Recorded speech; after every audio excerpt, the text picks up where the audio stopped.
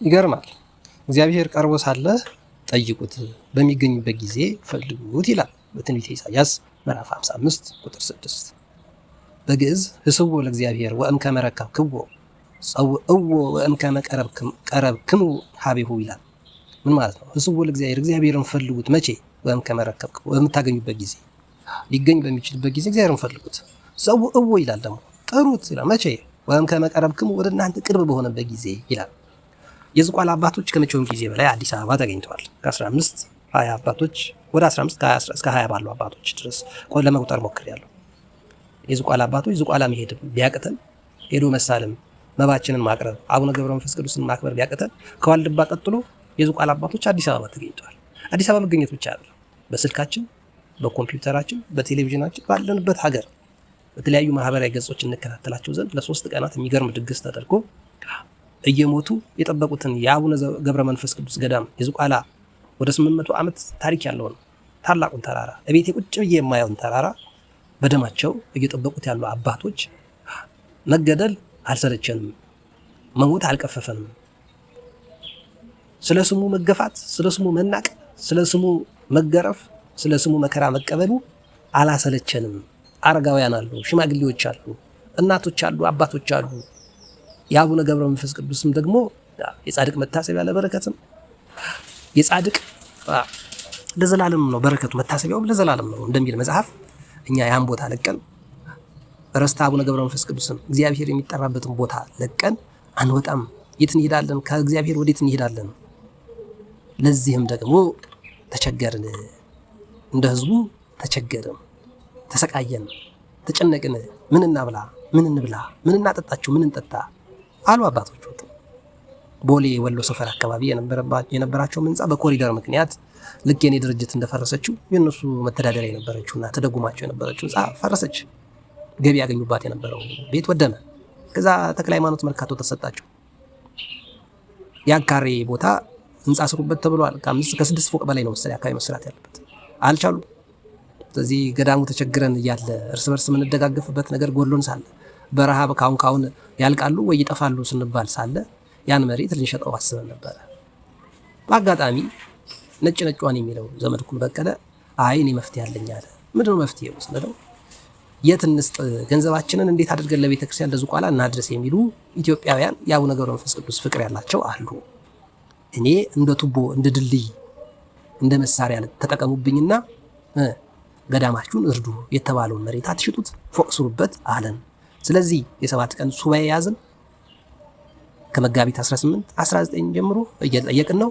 ከ20-30 ሚሊዮን ብር አካባቢ እያገኘን ነው። ዛሬ የመጨረሻ መርሃ ግብር እናደርጋለን እያሉ ነው እንግዲህ ዝቋላ አባቶች። ዛሬ በ2 ቀን ያገኙትን ሪፖርት ያደርጋሉ። መምህር ዘመድኩን በቀለም አጋጣሚውን ተጠቅሞ ያደረገው ነገርን ዛሬ ይገለጻል ማለት ነው። እግዚአብሔርን ቀርቦ ሳለ ጥሩት፣ አጠገባችሁ ሳለ በሚገኝበት ጊዜ ደግሞ ፈልጉት ተብሎ የተጻፈው መጽሐፍ ዝም ብዬ አልጠቀስኩትም ማለት ነው። የዝቋላ አባቶች ቀርበውን ሳለ እግዚአብሔር እንግዲህ በአካል አይመጣ፣ እኛ ጋር መቋቋም ማን ይችላል? ማንም ሊቀርበው የማይችል ሰዓት ውስጥ ሆኖ ይኖራል የተባለው ሰዓት ነው። እግዚአብሔር ልብሱ ሰዓት፣ ምኑ ሰዓት ይላል አይደል? ቅዳሴ ማርያም አብ ፀሐይ ነው፣ ወልድ ፀሐይ ነው፣ መንፈስ ቅዱስ ፀሐይ ነው። አብ ሰዓት ነው፣ ወልድ ሰዓት ነው፣ መንፈስ ቅዱስ ሰዓት ነው። ማንም ሊቀርበው የማይችል ማንነት ውስጥ የሚኖር የሚያቃጥል ሰዓት ነው። በሐዋርያው እንደተጻፈው ማለት ነው። ማንም ሊቀርበው በማይችል ብርሃን ውስጥ ይኖራል። ሰዓት ነው። ማን ያየዋል? የትኛው አይን፣ የትኛው አካል፣ የትኛው አቅም፣ የትኛው አስተሳሰብ፣ የትኛው አእምሮ ነው የእግዚአብሔርን ማንነት ተቋቁሞ ሊያደምጥ የሚችል? ግን እንደዚህ በዝቋላ አባቶች ሲመጣ በማንም ይምጣ። አሁን ዘመድኩን ላይ ብዙዎቻችን የተለያየ አመለካከት ነው ያለን። ፖለቲከኛ ነው የምንላለን፣ ብዙ ነገር የምንላለን። ምንም ይሁን ምን አንተ ምንድን ነህ? ሌላ ብዙ ኮተት የለህም? አንቺስ ብዙ ደካማ ጎን የለሽም?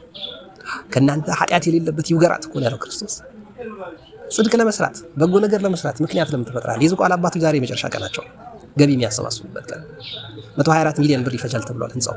እኔ በአቅሜ 100 ብሮችን ልኬያለሁ፣ ካለኝ ላይ ሰው ከረዳኝ ካገዘኝ ላይ ልኬያለሁ። እናንተስ ከኔ የማታንሱ 50 ሚሊዮን ብር በላይ 100 ሚሊዮን ብር ያላችሁ ወዳጆች ጓደኞች አሉኝ። የማውቃቸው ሰዎች አሉ። ብቻ አሉ መኪናቸው 45 ሚሊዮን ብር የሆነ ወዳጅ አሉኝ። መኪናቸው ብቻ ለዛውም በሹፌር የሚንቀሳቀሱ የማውቃቸው 45 ሚሊዮን ብር የተገዛ መኪና አላቸው። የዚህ ዓመት መኪናቸው ብቻ 45 ሚሊዮን ብር ይፈጃል። የሁለት ሰው የሶስት ሰው መኪና እኮ አይሞላም ማለት ነው የዝቋላ ገዳም። ስለዚህ ለመኪና መግዛት የምትችሉ ሰዎች ቤት ገዝታችሁ እበለዋለሁ ጠጣዋለሁ የምትሉ ሳትበላው ትሞታለህ የሚለው እግዚአብሔር ቃል እንዳይደርስብን በረከት ማግኘት የዝቋላ አባቶች ቀርበው ሳለ ፊት ለፊታችን አቡነ ገብረ መንፈስ ቅዱስ ራሱ እግዚአብሔር እንደመጣ ቆጥረን በእነሱ ብንጸድቅባቸው አይሻልም? ቅዱስ ዮሐንስ አፈወርቅ እንደሚል ነው፣ ድሃ ስታይ ገነት መግቢያህን እንዳገኘው ቁጠረው። ልብስ የተራቆተ ሰው ስታይ አልብሰኸው ገነት ልትገባ እንደሆነ አሮጌ ልብስን ሰጥተኸው ቁጠረው። የትራንስፖርት ያጣ ሰው ስታይ ከፍለህለት እግዚአብሔር እንደሚያጸድቅህ አስብ። የጻድቅ መታሰቢያን ስታስብ ደግሞ የጻድቁን ዋጋ ልታገኝ እንደሆነ አስብ ይላል። ስለዚህ አቡነ ገብረ መንፈስ ቅዱስ የዝቋላ አባቶች እነዚህ የሚያማምሩ አባቶች በፎቶ አጋራቸዋለሁ። እንደ ትላንቱ ቀርበዋል፣ ይገኛሉ። አዲስ አበባ ነው ያሉት። ዛሬ የመጨረሻ መርሃ ግብራቸውን ያደርጋሉ። እየሰበሰቡ ነው፣ እግዚአብሔር ይመስገን። ሁለተኛ ፎቅ ድረስ የሚያሰራቸውን ብር አግኝተዋል። 6 ፎቅ ነው ይሰራል የተባለው መርካቶ ተክለ ሃይማኖት አቅራቢያ በጋራድ በኩል ይሁን በየትኛው ወደ ጎጃም በር እንዳይሆን አላውቅም፣ ብቻ ተክለ ሃይማኖት ቤተክርስቲያን አካባቢ። ምክንያቱም ትላንት እኔ እዛው ህንጻው የሚሰራበት ጋር ነኝ። ልጄ ጫማ ልገዛለት የነበረውን 5000 ብር ስጥልኝ ብሎኛል ብሎ አንዱ ሲናገር ሰምቼዋለሁ። ቤሩት ችግር ላይ ነን፣ መከራ ላይ ነን፣ ይኸው የምችለውን 500 ብር ልክ ያለው እዚህ ደግሞ ሲሉ ሰምቻለሁ። አንዳንዱ 570 ሺህ፣ 550 ሺህ፣ 300 ሺህ፣ 200 ሺህ፣ 150 ሺህ ይሰጣል። የኔ ቢጤው ደግሞ 100 ብር ይሰጣል። ሰው እንዳለው ነዋ። እግዚአብሔር ደግሞ የሚወደው እኮ ሚሊዮን ብሯን እንኳን አይደለም ያቺ ድጋቂ። አቤት ትልቅስ ብር ተሰጠኝ ዛሬ አለ እግዚአብሔር። ስንት ተሰጥቶት? 2 ሳንቲም። ትዳሯን፣ ኑሯን፣ ህይወቷን፣ ሐሳቧን፣ ዕውቀቷን ያላትን መቀነቷን ፈታ ሰጠችኝ አለ እግዚአብሔር። የሷ ይበልጣል አለ። ካስገቡ ሌሎቹ ከትርፋቸው ነው የሰጡኝ።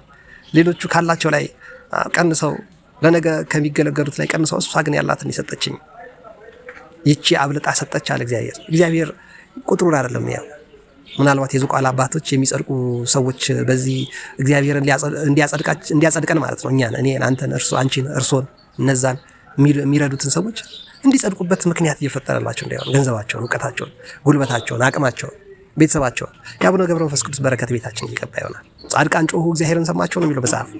ጻድቃን እግዚአብሔር ይሰማቸዋል። ስለዚህ የዝቋላ አባቶች ቀርበውናል። የዝቋላ አባቶች ይገኛሉ። እነሱ ደግሞ ከእግዚአብሔር ጋር ሁልጊዜ ይኖራሉ። ከእግዚአብሔር ጋር ነው የሚኖሩት። ሁሌ አዲስ አበባ አይኖሩም።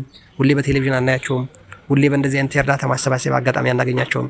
ዘመድኩም ማን ነው እሱን መመራመር አያስፈልግም። አብረውት ቀሲስ ሳሙኤል ቀሳውስት አሉ። ቤተ ክህነቱ ጠቅላይ ቤተ ክህነት ፈቅዷል። የገዳማት መርጃው ፈቅዷል። የኢትዮጵያ ኦርቶዶክስ ተዋሕዶ ቤተክርስቲያን የገዳማት መምሪያ ብቻ ሲሆን ሊቃነ ጳጳሳቱ ሄደው የመሰረት ድንጋይ አስቀምጠዋል። አክሊለ ገብርኤል ገንዘብ እንዲያሰባስብ ተብሎ የኢትዮጵያ ኦርቶዶክስ ተዋሕዶ ቤተክርስቲያን አዛለች። አንተ ማና አንቺ ማነሽ? ታዛሃል፣ ታዘሻል። በዚህ አጋጣሚ ተጠቀሙበት። እግዚአብሔር ቀርቦ ካለ ሳለ ህስዎ ለእግዚአብሔር ወም ከመረከብክቦ ልታገኙ በምትችሉበት ሰዓት ፈልጉት። ጸውኦ ወም ከመቀረብክሙ ሀቤው ወደ እናንተ ቀርቦ ሳለም ጥሩት የተባለውን ተጠቅመን ልናገኛቸው የምንችላቸውን አባቶችን አዲስ አበባ ያላችሁ፣ በተለይ እድሉ ያላችሁ፣ ሁኔታ ያላችሁ ሄዳችሁ ብትባረኩ፣ ገንዘብ ብትሰጡ፣ ብትጸድቁበት፣ አቅም ያላችሁ የ20 30 40 50 100 ሚሊዮን ብር መኪና የምትነዱ ቤታችሁ 200 300 ሚሊዮን ብር የሚያወጣ ድርጅታችሁ እንደዚህ የሚያወጣ የተሻለ ነገር ያላችሁ ወንድም እህቶች፣ እናትና አባቶች በየሀገሩ ያላችሁ ሰው ያለውን እየሰጠ ነው። በተለይ መጽደቅ የምትፈልጉ ጽደቁባቸው። ህዝቡ ለእግዚአብሔር እግዚአብሔርን ቀርቦ ሳለ ፈልጉት ታገኙታላችሁ ተብሏል። የዝቋላ አባቶች ቀርበዋል። የእግዚአብሔር ወገኖች ሆኑ። እግዚአብሔር የሚወደውን ጾም የሚጾሙ፣ እግዚአብሔር የሚወደውን ህይወት የሚኖሩ፣ እግዚአብሔር የሚፈቅደውን ኑሮ ወደው ፈቅደው የሚኖሩ፣ ከዓመት እስከ ዓመት በጾም በጸሎት የተገደሙ በሱባኤ ያሉ፣ ምድሪቷ እንዳትረክስ የተጨነቀና የተቸገረ ያዘነና የተከዘ ሁሉ እንዲጽናና እግዚአብሔር በረከቱና ረድኤቱ እንዳያርቅ የሚለምኑ አባቶች ቀርበዋል። እና ቀርበው ሳለ ማግኘት እየቻልን ነገ ከተመለሱ በኋላ እየየ ከምንል ዛሬ ብንረዳ አይሻልም? ፈልገን ብናገኛቸው አይሻልም? መኪናችን ትርፍ መኪና ብንሰጣቸው፣ ትርፍ ቤት ካለ ብንሰጣቸው፣ አስራቴን እሰጣለሁ የሚሉ እናት አባቶች፣ ወንድሞች፣ እህቶች እየሰማሁ ነው። በዝቋላ ስም አሜሪካ ውስጥ ምንድነው ድርጅት ከፍቻለሁ ያለችም አንድ ሴት ሰምቻለሁ ስትናገር። ከማልታ፣ ከግሪክ፣ ከፈረንሳይ፣ ከእንግሊዝ፣ ከአውሮፓ ከተለያዩ ሀገር ላይ የሚልኩ ወንድሞች እህቶች ሰምቻለሁ።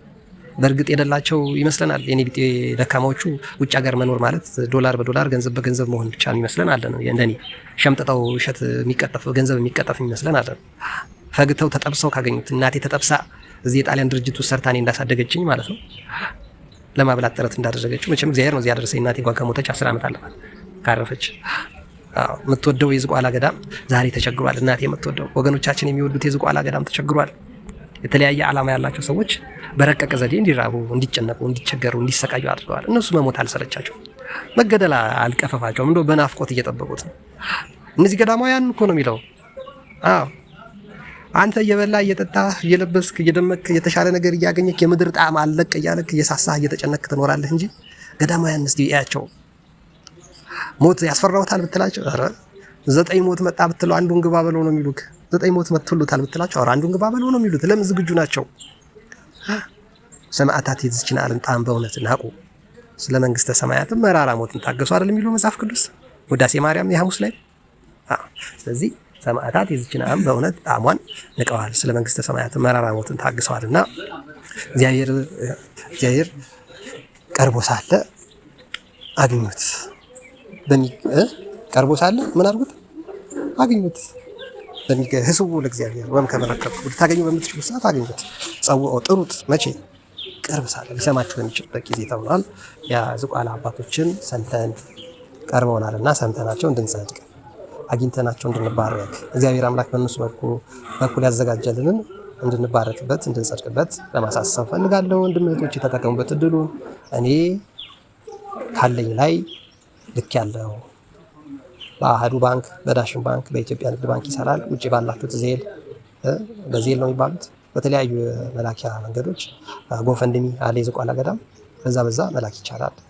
ኢትዮጵያ ውስጥ ባሉ ሰዎች ልካችሁ ማስረዳት ትችላላችሁ። ዛሬ መጨረሻው ነው ገቢ የሚያሰባስቡበት።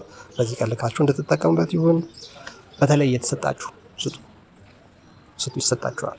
እግዚአብሔር የባረካችሁ ተጠቀሙበት። እድሉን በእውነት አግኝታችሁ ነው። ይሄን እድል አግኝታችሁ ነው። ገዳማውያን ቤታችሁ ድረስ መጥተው ጸደቁብን ሲሏችሁ አግኝታችሁ ነው። ለዚህ ነው የትንቢተ ኢሳይያስ ምዕራፍ 55 ቁጥር 6 የጠቀስኩላችሁ።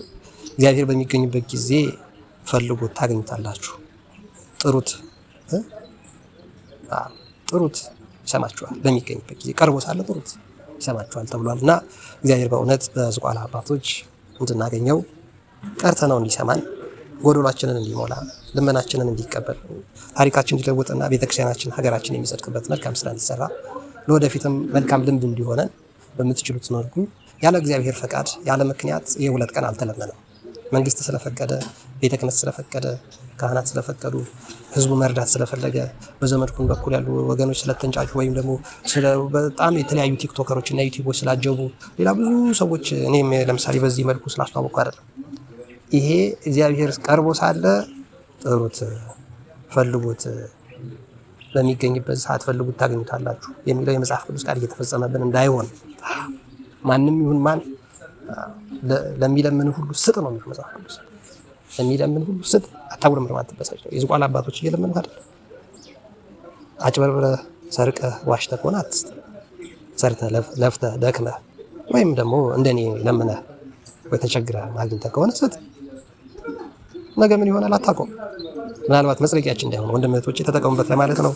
ስላዳመጣችሁኝ አመሰግናለሁ። መልካም ሰንበት ይሁንላችሁ። ማታ ምሽቱን ከ12 ሰዓት ጀምሮ ዛሬ ሙሉን ሪፖርት ያቀርባሉ። በዩቲዩብ፣ በቲክቶክ፣ በቴሌቪዥኖች ይተላለፋሉ። በተገኘው አጋጣሚ ሁሉ ሰምታችሁ የበረከቱ ተሳታፊ እንድትሆኑ ለማሳሰብ ነው። እግዚአብሔር ቀርቦ ሳለ ጥሩት፣ ፈልጉት ታገኙታላችሁ ይላል። ቀጥታ እንደዛ ነው የሚለው። የአማርኛውን ላንብብላችሁ። የአማርኛው ምንድን ነው የሚለው? ትንቢተ ኢሳይያስ ምዕራፍ 6 ያልኳችሁ ምዕራፍ 55 አይደል ያልኳችሁ? ቀጣ ቁጥር ስንት ነው ያልኳችሁ? ቁጥር 6 አይደል ያልኳችሁ? ቁጥር 6 እንዲህ ነው የሚለው። ምንድን ነው የሚለው? በእሱ እንሰነባበት። እግዚአብሔር በሚገኝበት ጊዜ ፈልጉት፣ ቀርቦም ሳለ ጥሩት። በሚገኝበት ጊዜ ፈልጉት ታገኙታላችሁ፣ ቀርቦም ሳለ ጥሩት ይሰማችኋል ነው የሚለው። አግኝተ ነው በረከት ለመሳተፍ እንዲያበቃን የእርሱ ቅዱስ ፈቃድ ይሁን። የሁላችን መጨረሻ ያሳምርልን። ይመቻችሁ። አትጥፉ። ሀሳብ አስተያየት ካላችሁ